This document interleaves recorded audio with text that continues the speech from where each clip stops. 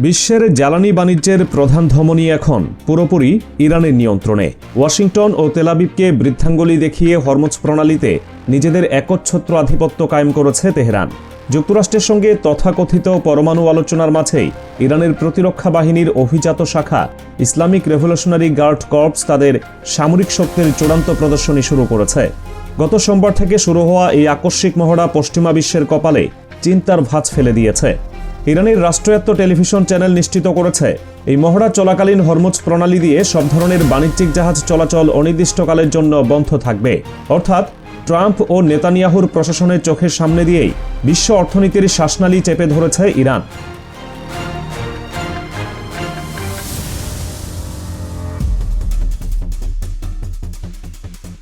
IRGC এর এই পদক্ষেপকে Pentagon ও ইসরায়েলের জন্য একটি সরাসরি মৃত্যু পরোয়ানা হিসেবে দেখা হচ্ছে। ইরানের রাষ্ট্রায়ত্ত মিডিয়ার রিপোর্ট বলছে, এই মহড়া কোনো সাধারণ রুটিন ওয়ার্ক নয়। এটি সম্ভাব্য সামরিক ও নিরাপত্তাজনিত হুমকির বিপরীতে ইরানের আগাম ও ধ্বংসাত্মক প্রস্তুতির অংশ। আইআরজিসি কতদিন ধরে এই অবরোধ ও মহড়া চালিয়ে যাবে সে বিষয়ে কোনো চূড়ান্ত সময়সীমা ঘোষণা করেনি। এর অর্থ হল, যতক্ষণ না পর্যন্ত যুক্তরাষ্ট্র ও ইসরায়েল তাদের আগ্রাসী মনোভাব থেকে সরে আসছে, ততক্ষণ বিশ্বের সবচেয়ে গুরুত্বপূর্ণ এই নৌরুট অবরুদ্ধ থাকার প্রবল সম্ভাবনা তৈরি হয়েছে। এই রুটের গুরুত্বপূর্ণ অনুধাবন করলেই ইরানের এই চালের ভয়াবহতা বোঝা যায়।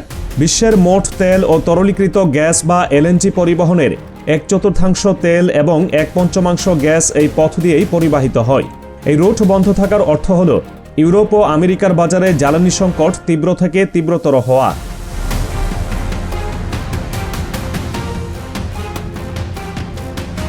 মহড়াটির নেতৃত্ব দিচ্ছেন আইআরজিসি এর প্রধান জেনারেল মোহাম্মদ পাকপোর। ইরানি সংবাদ মাধ্যমগুলো জানাচ্ছে, জেনারেল পাকপোর সরাসরি ফিল্ডে উপস্থিত থেকে এই অপারেশন তদারকি করছেন। জরুরি পরিস্থিতিতে শত্রুপক্ষের উপর কিভাবে বজ্রগতিতে পাল্টা আঘাত হানতে হবে এবং কিভাবে মার্কিন ও ইসরায়েলি নৌবহরকে সাগরে ডুবিয়ে দিতে হবে তার সক্ষমতা যাচাই করাই এই মহড়ার মূল লক্ষ্য। বিশেষ করে পূর্ব পারস্য উপসাগরের সর্বদক্ষিণে অবস্থিত আবু মুসা দ্বীপ এবং তার আশেপাশে জলসীমাকে কেন্দ্র করে এই মহড়া পরিচালিত হচ্ছে। আবু মুসা দ্বীপটি ভৌগোলিক অবস্থানের কারণে হরমুজ প্রণালীর উপর পূর্ণ নিয়ন্ত্রণ বজায় রাখার জন্য অত্যন্ত গুরুত্বপূর্ণ। সম্প্রতি ইরান এই দ্বীপটিকে দুর্ভেদ্য দুর্গে পরিণত করেছে।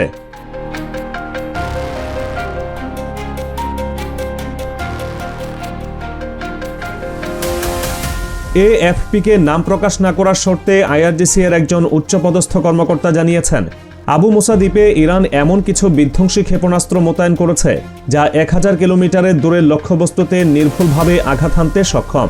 এই তথ্যের পর এটি স্পষ্ট যে পারস্য উপসাগরে অবস্থানরত যুক্তরাষ্ট্রের বিমানবাহী রণতরীগুলো এখন সরাসরি ইরানি ক্ষেপণাস্ত্রের রেঞ্জের মধ্যে রয়েছে। মার্কিন ও ইসরায়েলি বাহিনী যে কোনো ভুল পদক্ষেপে জবাব দিতে ইরান যে কেবল প্রস্তুত তাই নয়, বরং তারা শত্রুর বুকে আঘাত হানার জন্য উন্মুখ হয়ে আছে।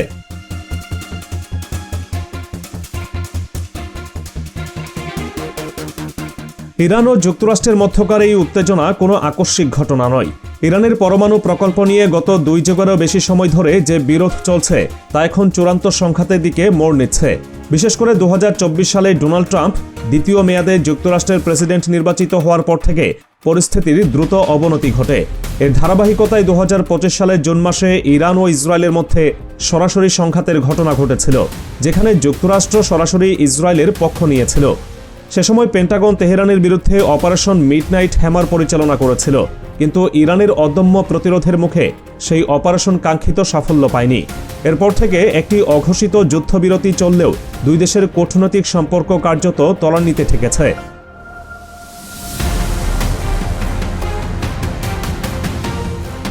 সাম্প্রতিক সময়ে ইরানে সরকার বিরোধী বিক্ষোভের সুযোগ নিয়ে যুক্তরাষ্ট্র তেহরানের উপর চাপ সৃষ্টির চেষ্টা করেছিল। গত ডিসেম্বরে ইরানে বিক্ষোভ শুরু হওয়ার পর ট্রাম্প প্রশাসন ভেবেছিল তারা ইরানকে ভেতর থেকে দুর্বল করতে পারবে।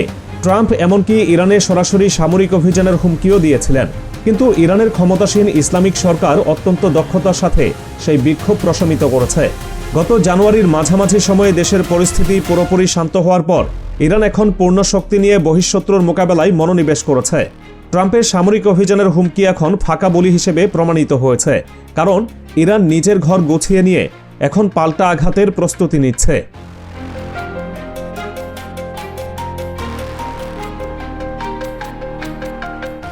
ইরানের এই শক্ত অবস্থানের বিপরীতে যুক্তরাষ্ট্র তাদের সামরিক উপস্থিতি বাড়াচ্ছে। গত জানুয়ারির মাঝামাঝি থেকে আরব সাগরের মধ্যপ্রাচ্য অংশে যুক্তরাষ্ট্রের বিশাল বিমানবাহী যুদ্ধজাহাজ ইউএসএস আব্রাহাম লিঙ্কন সহ বেশ কয়েকটি রণতরী মোতায়েন করা হয়েছে। বর্তমানে আরব সাগর, লোহিত সাগর, পারস্য উপসাগর এবং হরমুজ প্রণালীতে যুক্তরাষ্ট্রের মোট 5টি বিমানবাহী যুদ্ধজাহাজ এবং শত শত ছোট বড় রণতরী টহল দিচ্ছে। সাধারণ দৃষ্টিতে মনে হতে পারে যুক্তরাষ্ট্র ইরানকে ঘিরে ফেলছে, কিন্তু বাস্তব চিত্র ভিন্ন। ইরানের মিসাইল এবং ড্রোন প্রযুক্তির সামনে এই বিশাল নৌবহর এখন সহজ লক্ষ্যবস্তুতে পরিণত হয়েছে। ইরান প্রমাণ করে দিয়েছে সংখ্যার চেয়ে সাহসিকতা এবং প্রযুক্তির সঠিক ব্যবহার যুদ্ধের মোড় ঘুরিয়ে দিতে পারে।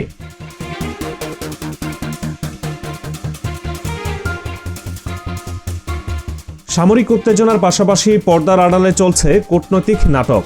গত 6 ফেব্রুয়ারি থেকে ওমানের রাজধানী মাস্কাটে ইরান ও যুক্তরাষ্ট্রের সরকারি প্রতিনিধিদের মধ্যে বৈঠক শুরু হয়েছে। বর্তমানে সেই বৈঠকের দ্বিতীয় পর্ব চলছে। তবে অভিজ্ঞ মহলের মতে এই পারমাণবিক আলোচনা কোনো চূড়ান্ত সমাধানের জন্য হচ্ছে না। এটি মূলত উভয় পক্ষের সময়ক্ষেপণের একটি কৌশল মাত্র। ওয়াশিংটন ও তেহরান কেউ এখন সিদ্ধান্ত নেওয়ার পর্যায়ে নেই, বরং তারা নিজেদের অবস্থান শক্ত করার পর্যায়ে রয়েছে।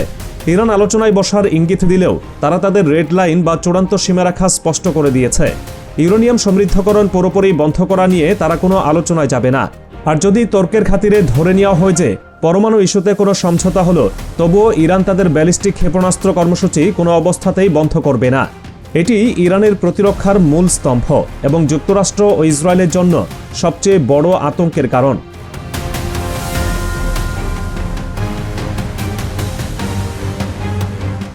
যুক্তরাষ্ট্র প্রকাশ্যে কূটনীতির কথা বললেও সেন্টকম অঞ্চলে তাদের সামরিক প্রস্তুতি দ্বিগুণ করছে। এক হাতে আলোচনার ফাইল এবং অন্য হাতে বন্দুক, এটি যুক্তরাষ্ট্রের পুরনো সাম্রাজ্যবাদী নীতি। কিন্তু ইরান এই দ্বিচারিতা খুব ভালোভাবেই বোঝে। ইরানের জন্য এই আলোচনার সময়টুকু মানে হলো নিজেদের সামরিক কাঠামোকে আরও গুছিয়ে নেওয়া। তারা তাদের গুরুত্বপূর্ণ স্থাপনাগুলো সুরক্ষিত করছে এবং আকাশ প্রতিরক্ষা ব্যবস্থাকে আরও জোরদার করছে। বিশেষ করে পারমাণবিক কেন্দ্র এবং কমান্ড সেন্টারগুলোর চারপাশে তারা নিশ্ছিদ্র নিরাপত্তা বলয় গড়ে তুলছে। অন্যদিকে যুক্তরাষ্ট্র এই সময়টুকু ব্যবহার করছে তাদের বাহিনীগুলোকে সম্পূর্ণ প্রস্তুত করার জন্য। তাদের বিমানবাহী রণতরী, মিসাইল ডিফেন্স সিস্টেম এবং সাপ্লাই চেইন বা রসদ সরবরাহের পথগুলো পূর্ণ সক্ষমতায় আনার চেষ্টা করছে পেন্টাগন।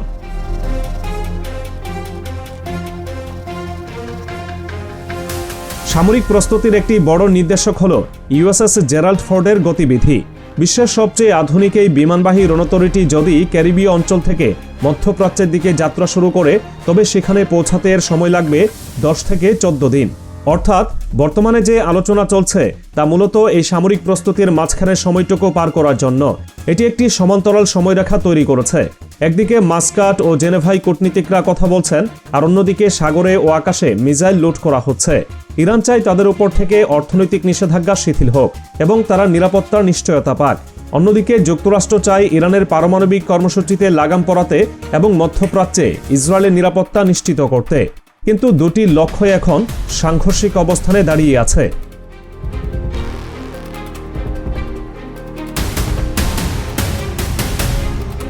ইরান যুক্তরাষ্ট্র বৈঠক থেকে কোনো বড় চুক্তি বা ব্রেক থ্রু হওয়ার সম্ভাবনা খুবই কম, বরং ধারণা করা হচ্ছে আরও এক দফা আলোচনার তারিখ ঘোষণা করা হবে। উভয় পক্ষই সময় থেকে লাফ তোলার চেষ্টা করছে। ইরান তাৎক্ষণিক সংঘাত এড়িয়ে নিজেদের মিসাইল ভান্ডার সমৃদ্ধ করছে, আর যুক্তরাষ্ট্র তাদের বাহিনীকে এমনভাবে সাজাচ্ছে যাতে প্রয়োজনে তারা বড় ধরনের আঘাত হানতে পারে। তবে পরিস্থিতি এখন এমন একটি পর্যায়ে পৌঁছেছে যেখান থেকে যে কোনো দিকে মোড় নিতে পারে। হয় উত্তেজনা কিছুটা কমবে, নয়তো এটি একটি সর্বাত্মক যুদ্ধের দিকে গড়াবে।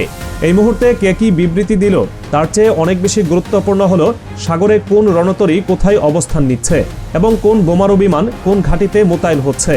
যতক্ষণ আলোচনা টেবিলে কথা চলছে ততক্ষণ হয়তো বড় বিস্ফোরণটি থেমে আছে, কিন্তু বারুদের গন্ধে বাতাস ভারী হয়ে উঠেছে।